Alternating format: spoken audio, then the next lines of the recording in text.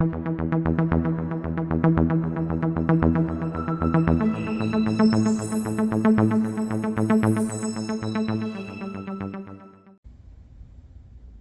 vinyl community, it's Matt here again, and today I'm going to be showing some Mobile Fidelity records that I've acquired pretty recently, at least in the last few months, and yeah, we're just going to take a quick look. Most of them are Beatles related, you know how I like my Beatles, but there is one that most definitely is not.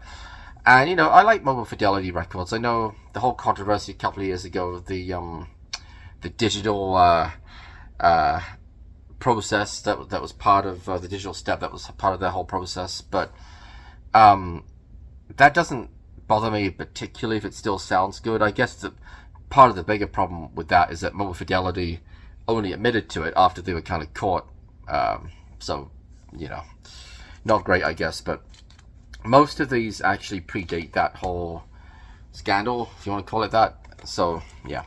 All right, first up we have John Lennon, Imagine, classic album, first released in '71, and some, obviously the title track, a Jealous Guy's on here, some classics. How Do You Sleep is on here as well, and this does sound good.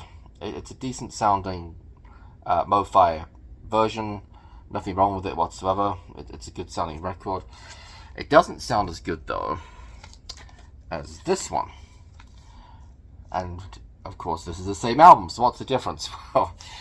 Well, this one with the green stripe on the top, this is all analog, and this was released in, oh boy, I'm going to get tripped up here. I want to say about 84, I think it was 84, something like that. This one is from the early 2000s. This one came out, I want to say 2003, I think, something like that. And this is taken from the digital remaster, which I think was that whole thing. I think Yoko Ono kind of supervised it, apparently. I don't know.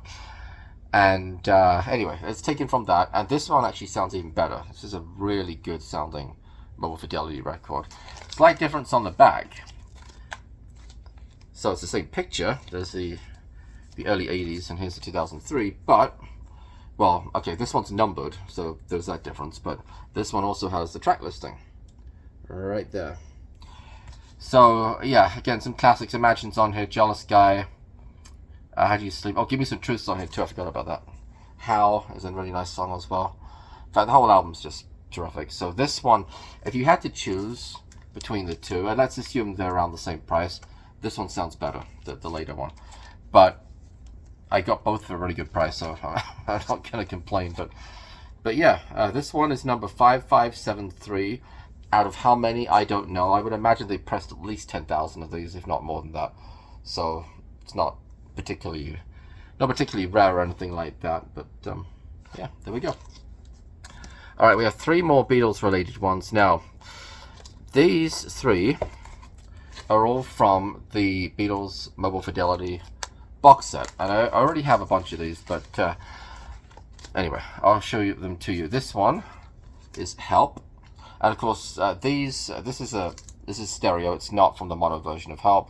None of the Beatles Mobile Fidelity pressings are mono. They're all stereo, and it sounds good. There's a little bit of a scratch on one of the sides that is not particularly audible. And this was I got it for a good price, so I think it was $37 plus shipping. And what I found as well is that the box set versions usually go for cheaper than the ones with the the standalone releases that came out later in the 80s with the full cover and everything. The main difference is that we've got the covers. We've got the reel tapes, the reels that Mobile Fidelity were sent by EMI back, I don't know, I guess it would have been very early 80s, was it? Late 70s? I'm not exactly sure when they were sent, but yeah. Anyways, it's a good version of it. It sounds decent. Is it better than like a UK first press stereo? No. But having said that, I don't think I have a UK first press stereo. I have a first press mono.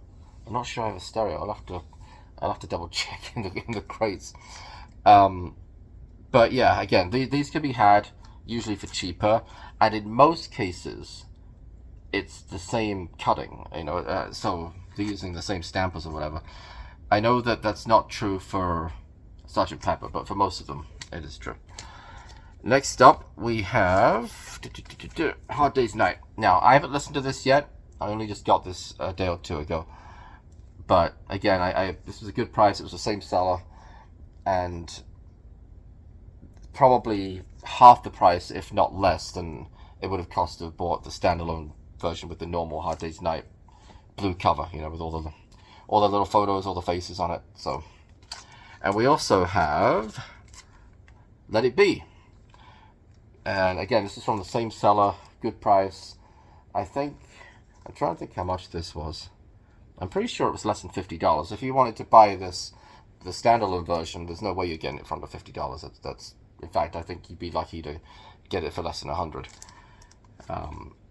But yeah, I haven't listened to this one either. I understand that they're both supposed to sound okay, decent. So we'll find out when I listen to them at some point. I need to clean them first. That's kind of the problem. All right, the last one we have is not anything Beatles related, and this might be a little bit of a departure for me. I don't know. Well, I do already have this album. I have a reissue that came out several years ago, but this is Miles Davis, Kind of Blue.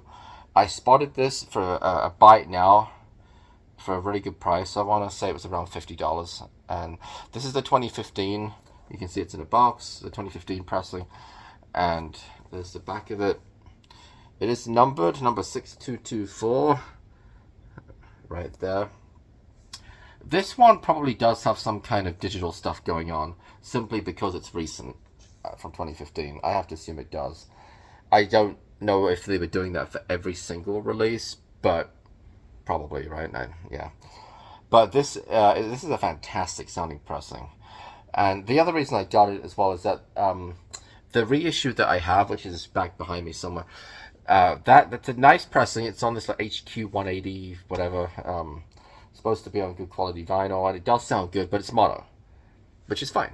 You know, I don't mind listening to music in mono, depending on what it is.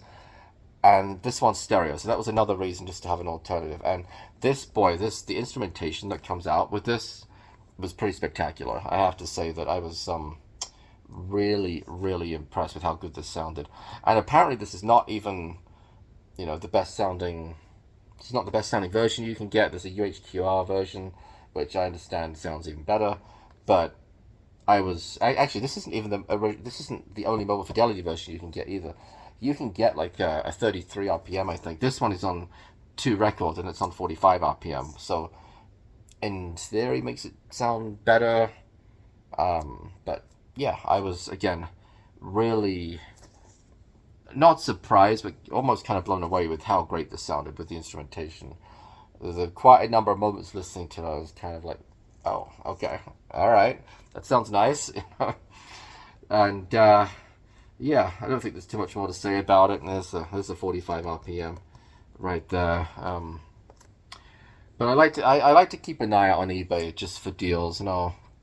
Actually, I'm on it almost every day, to be honest. But I certainly don't buy something every day. But I'm on it where I'll be checking. I have a bunch of stuff I'll search for, and every now and then something comes up, and I'll be like, oh, I'm gonna have to snag that. So, when this came out, and I think the shipping was only like $4 as well. So when this came up, I thought, yeah, that's a good price. We're gonna have to grab it. So, and again, it sounds spectacular. So really, really pleased I picked that up.